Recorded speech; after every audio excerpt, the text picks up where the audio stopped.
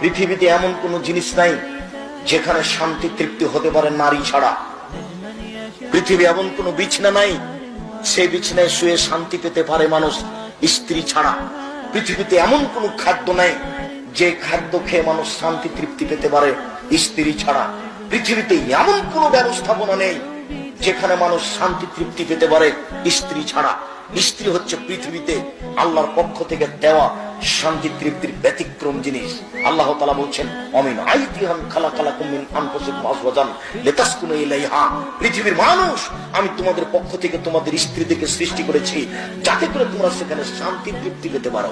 ও হলো শান্তির বস্তু, ও হচ্ছে তৃপ্তির বস্তু, ও হচ্ছে আনন্দের বস্তু, সর্ব ধরনের কল্যাণের সুবিধার বস্তু ও। তাহলে তুমি গালি দাও কোন লজ্জায়? তোমাকে তো আমি বলেছি জীবনে তুমি কোনোদিন বলবা না তোমার ঠোঁটটা মোটা। একবার যদি ঠোঁট মোটা বলো তাহলে তোমাকে 10 বছর ভালো